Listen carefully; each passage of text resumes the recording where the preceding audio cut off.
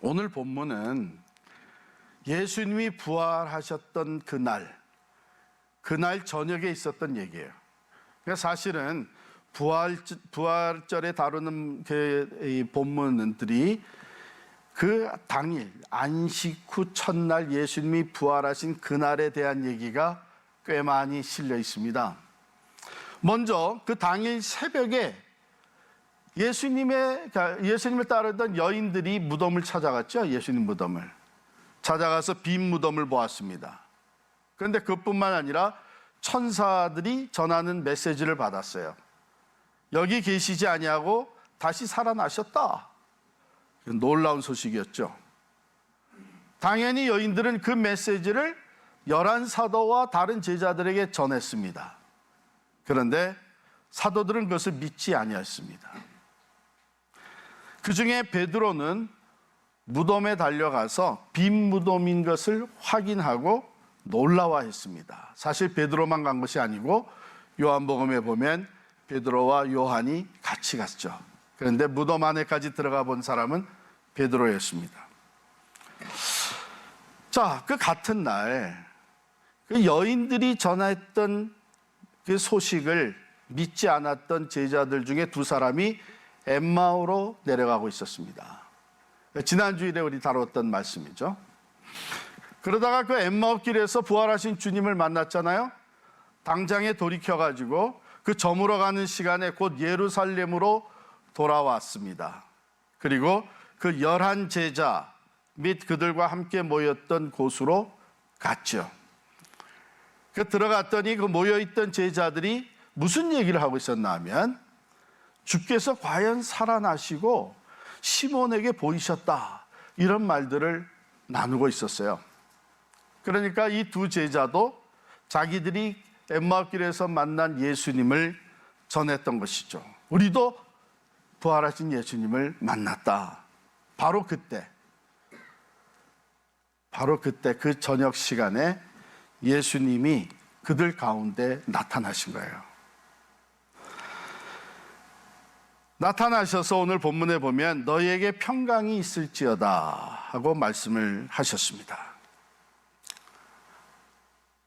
그러면 자기들이 예수님이 부활하셨대, 그 부활의 얘기를 서로 나누고 있을 때 예수님이 딱 나타나시면 먼저 뭐라고 반응을 해야 돼요? 예수님이 양반되긴 다 틀리셨습니다. 우리가 지금 한참 예수님 얘기하고 있는데 나타나셨단 말이죠. 정말 이렇게 오셨군요. 하지 않았어요. 두려워했습니다. 무서워했습니다. 왜냐하면 그 예수님이 고스트인 줄 알았어요. 영으로 나타나셨다고 생각을 했어요. 그도 그럴 것이 상상할 수 없는 일이잖아요. 죽었던 사람이 똑같은 육체를 가지고 다시 살아나서 나타난다는 것이 누가 이걸 경험을 해봤겠어요? 그러니까 영으로 생각을 했어요. 예수님이 살아나셨다고 하는 것을 들어서는 알고 있었지만 실제 모습으로 나타나니까 상상하지 못했던 그들은 오히려 그것을 믿지 않았습니다. 근데 뿐만 아니라 이들이 모여있던 이 자리 있잖아요. 요한복음 20장 19절에 보면 그들이 두려워서 문을 다 닫아 걸고 있었어요.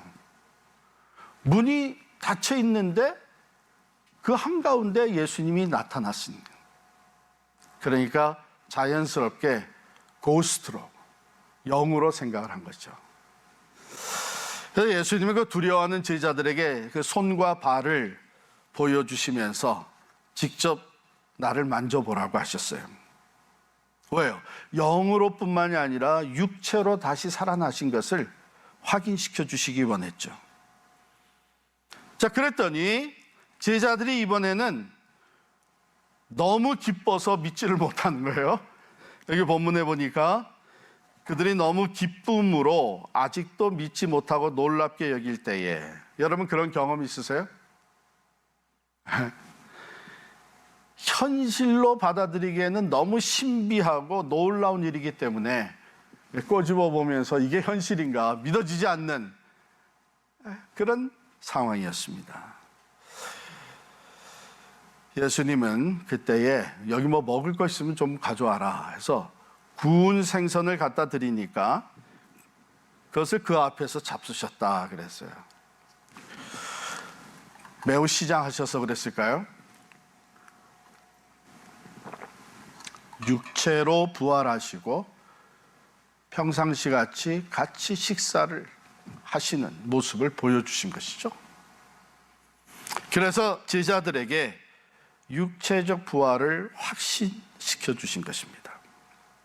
사실은 이 사건은 매우 중요한 사건입니다. 왜냐하면 부활체라는 게 뭐냐 하는 것을 우리에게 알려주신 거예요. 또 이것을 우리가 잘 알아야 되는 이유가 고린도전서 15장 20절에 보면 사도 바울이 이런 말씀을 전해요. 예수님께서, 부활하신 예수님께서 잠자는 자들의 첫 열매가 되셨다. 첫 열매가 되셨다 하면 그 다음에 계속해서 열매가 맺혀지게 되는데 바로 우리들이 그 부활에 동참하게 된다는 얘기입니다. 그러면 우리가 부활할 때 예수님이 보여주신 그 부활체로 우리도 다시 살아나는 거예요. 그게 어떤 육체입니까? 더 이상 시간과 공간의 제한을 받지 않는 것이죠. 문은 닫혀 있지만 통과할 수 있습니다. 그러면서도 우리가 이 세상에 살 때 하는 것 같이 식사도 하고 교제도 나눕니다. 그러나 시간적으로 더 이상 낡아지거나 또 망가지지가 않는 육체입니다. 영원한 것이죠. 자, 이렇게 함으로써 그 체험적으로 예수님이 다시 사셨다는 것을 보여주시고 확신시켜 주신 주님은 그걸로 끝나지 아니하고 이제는 성경을 풀어주십니다. 이 모든 되어진 일들이 성경에 이미 기록된 대로 성취된 것이라는 것을 그들에게 깨닫게 해주세요. 왜 그러셨을까? 이 체험적인 건 항상 있는 거 아니에요? 예수님은 이제 얼마 안 있다가 승천하실 줄, 더 이상 눈에 안 보이십니다. 그러나 말씀은 그대로 있습니다. 그렇기 때문에 예수님이 더 이상 눈에 안 보여도 더 체험적인 것이 주어지지 않을 때에도 하나님의 말씀을 그대로 믿고 따를 수 있는 믿음을 세워주시는 거예요. 그래서 부활하신 예수님, 우리의 죄를 대신해서 십자가에 달려 돌아가신 예수 그리스도가 어떤 분인가 한 것을 자신 있게 전파할 수 있도록 믿음을 세워주신 것이죠. 여기 보면 주님께서 마음을 열사, 45절이죠. 그들의 마음을 열어 성경을 깨닫게 하시고. 자, 여러분, 우리가 예수님이 믿어지지 않는 사람들도 꽤 많습니다. 교회 다니면서도 정말 예수님이 부활하셨는가? 아니, 그 이전에 예수님이 정말 역사 가운데 존재하셨던, 십자가에 달려 죽으시고 다시 사실 하나님의 아들 예수 그리스도, 나도 그분을 좀 한번 만났으면 좋겠다, 체험했으면 좋겠다. 여기 제자들과 같이 부활하신 주님을 내가 한번 만났으면 좋겠다 하시는 분들이 계십니다. 또 우리들 중에 어떤 사람은 내가 성경은 읽기는 읽지만 이게 정말 하나님의 말씀인가? 성경이 믿어지지 않아서 갈등하고 힘들어하는 사람들이 있습니다. 다른 사람들은 믿어진다는데 나는 믿어지지 않는 거예요. 그럴 때 여러분, 어리석은 생각하지 마세요. 나의 그 한계를 인정해야지, 그것을 인정하지 않으면서 내 논리를 피고 정말 이게 하나님의 말씀이라는 걸 어떻게 믿느냐 이러면서 부정하려고 하고 교만하게 대하지 마세요. 오히려 우리의 한계를 인정해야 되는 것이죠. 이게 믿는다는 것이 내 노력과 내 마음대로 되는 게 아니란 말이에요. 그래서 예수님이 직접 제자들을 찾아와 주셨고 또 성경을 믿게 하시기 위해서 그 마음을 열어주셨다. 마음을 열어 성경을 깨닫게 해주셨다 그랬어요. 우리에게 주시는 메시지가 무엇입니까? 믿어지지 않으면 부탁을 해야죠. 기도를 해야죠. 다른 사람들은 예수 그리스도를 개인적으로 만난 체험을 가지고 있다는데, 주님 나도 좀 만나주세요. 나도 그런 확실한 신앙을 갖고 싶습니다. 다른 사람들은 성경이 믿어진다고 하나님의 말씀으로 마음의 머리로 이해될 뿐만 아니라 마음으로 와 닿아서 그 말씀으로 뜨거워지기도 한댔는데, 주님 내 마음도 열어주십시오. 나도 이 하나님의 말씀 그대로 믿고 싶습니다. 여러분, 우리가 그런 기도를 드린다면 주님이 얼마나 기뻐하시겠어요? 절대로 책망하지 않습니다. 넌 아직도 못 믿느냐? 책망하지 않습니다. 오히려 우리가 병도 낫게 해주시고 장사도 잘 되게 해주시고 우리 아이들 좋은 대학에 들어가게 해주시고 건강, 이런 기도하는 것보다 더 기뻐 받으시는 것이, 주님 나도 주님 만나고 싶습니다. 하나님의 말씀을 나도 있는 그대로 깨닫고 믿고 싶습니다. 나를 도와주십시오. 그 기도는 얼마나 기쁘시게 받으시겠어요. 이렇게 겸손히 내가 믿음이 없음을 고백하는 것, 내가 확신이 없음을 고백하면서 주님의 도우심을 간구할 때 주님께서는 제자들을 만나주신 것과 같이 우리를 만나주시는 거예요. 하나님의 말씀이 깨달아지고 믿어지게 도와주시는 것입니다. 마음을 여셔서 그의 영 성령으로 우리의 마음을 여시고 우리의 믿음을 세워주십니다. 자, 예수님은 과연 십자가에 달려 돌아가신 후 사흘 후에 살아나셨습니다. 제자들이 이제 그것을 확신하게 되었어요. 깨달아 알게 되었어요.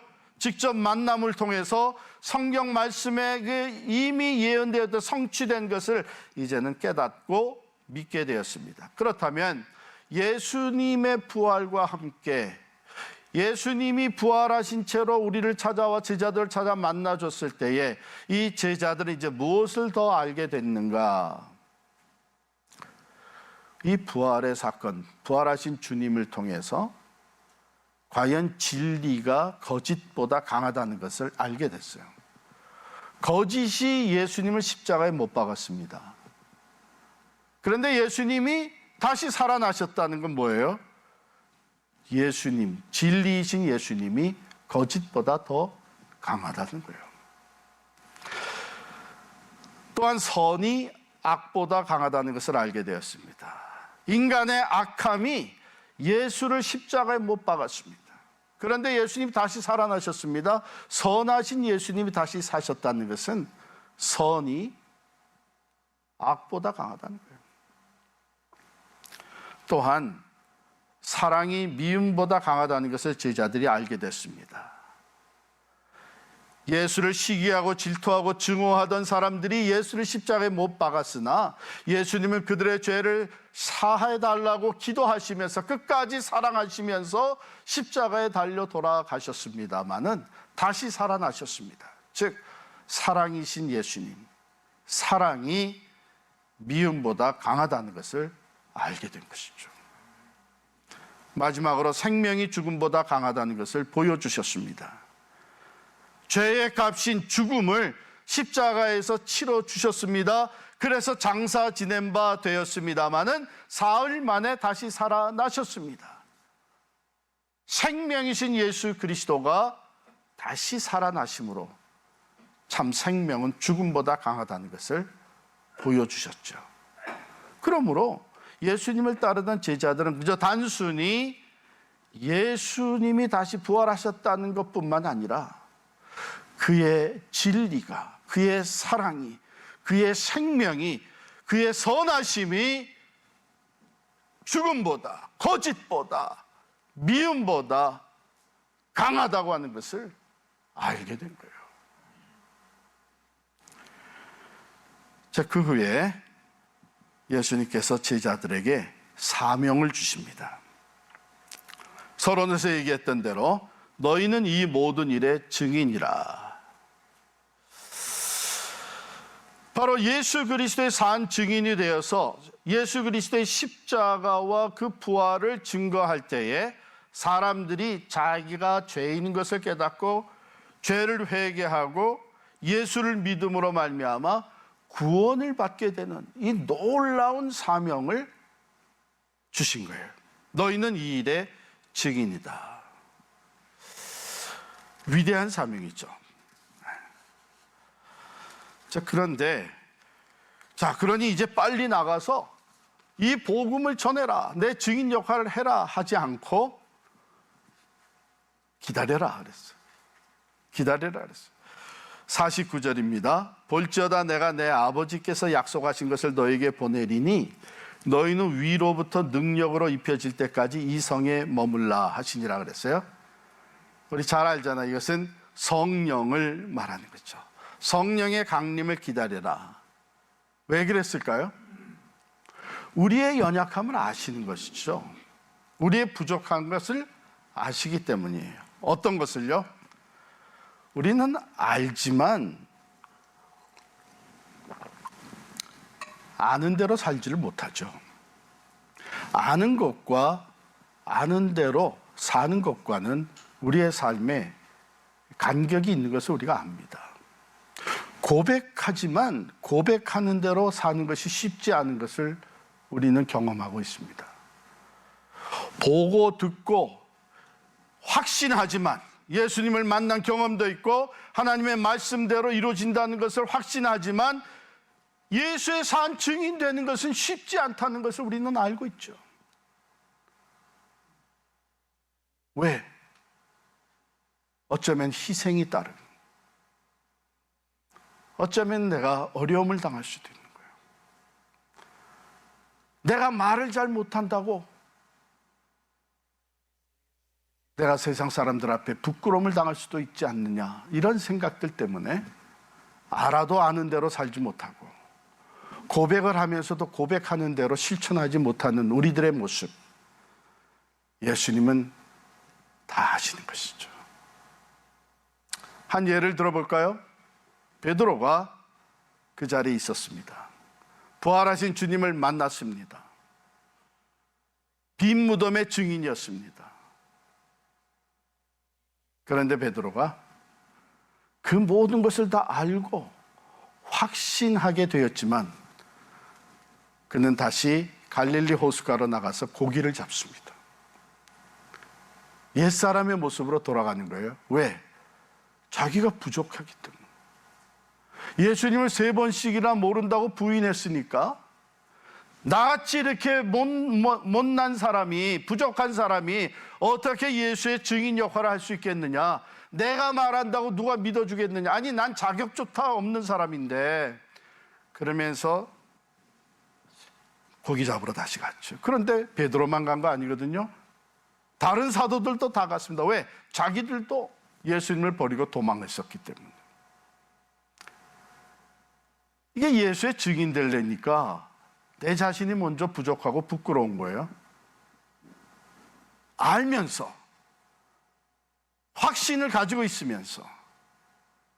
오늘 우리들의 삶이 그런 거 아닙니까? 우리가 예수님을 몰라서 전도를 못합니까? 부활의 신앙이 없어서 우리가 증인 역할을 못합니까?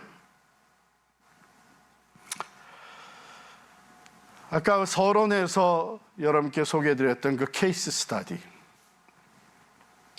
제가 댓글을 다 읽어보니까 뭐 정확하게 그 댓글들이 둘로 나눠지는 거예요.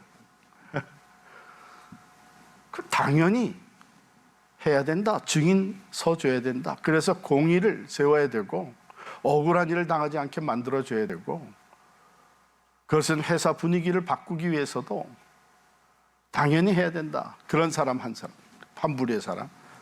그러나 또 다른 부류의 얘기는 다, 댓글 쓴 내용은 다양하지만 같은 맥락에 그 뭐냐 하면 너를 생각해라. 괜히 그런데 관여했다가 어려움 당할 못하고 어리석은 일을 하려고 그러느냐. 잠잠히 있어라. 그냥 난 자세히 못 봤다고 그래라. 뭐 이런 식으로, 즉 먹고 살아야 되지 않냐. 이 둘로 나눠지는 거 제가 이렇게 보니까 그 차이가 뭐냐.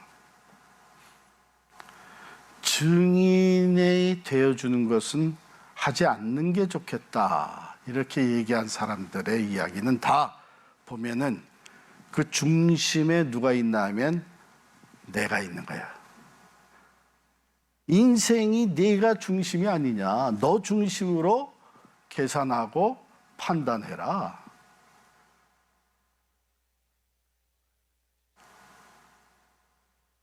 증인 그 못해 해. 모든 게 나한테 유익이 돼야지. 내게 도움이 돼야지. 내가 편안해야지.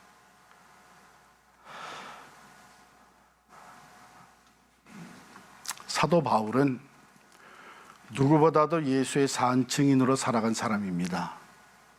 근데 사도 바울은 뭐라고 고백을 한가 하면 갈라디아서 2장 20절에 보면 대표적으로 내가 그리스도와 함께 십자가에 못 박혔나니 그런즉 이제는 내가 사는 것이 아니요 내 안에 그리스도께서 사는 것이다.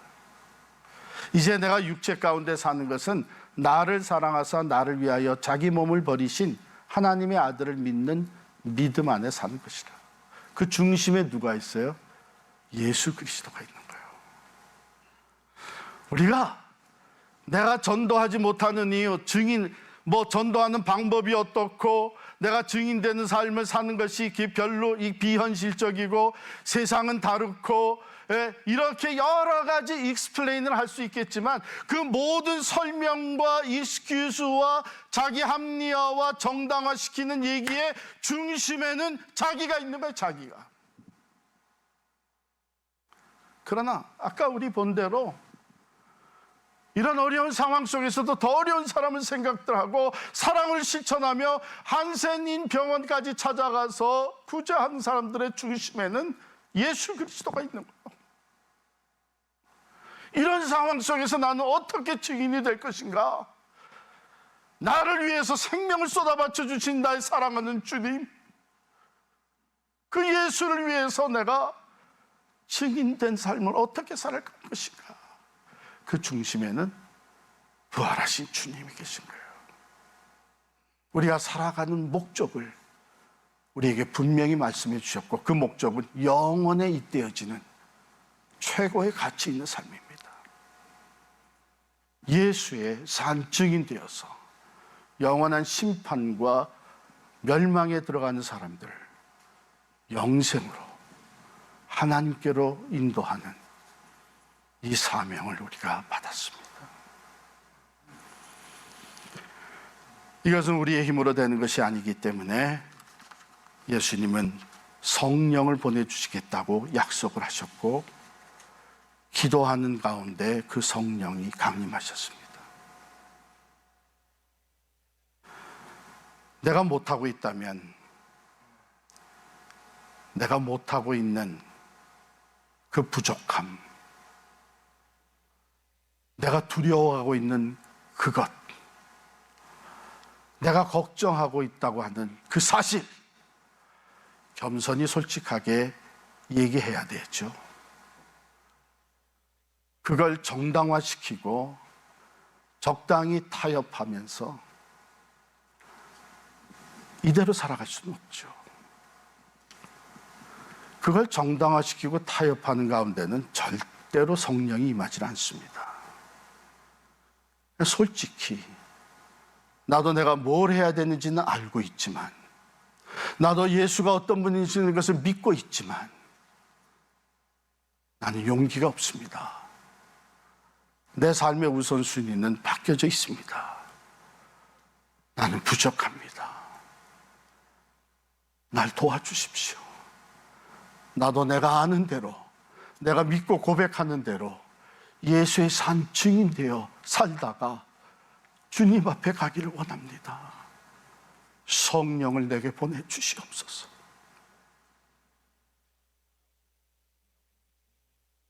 성령을 보내주시는 하나님, 우리 주 예수 그리스도께서 그 기도를, 그것이 진정 솔직한 진실된 기도일진데 놀랍게 응답해 주실 줄 믿습니다.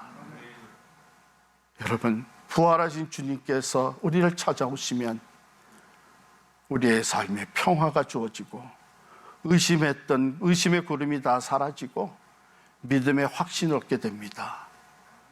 그리고 약속하신 성령을 우리에게 보내주십니다.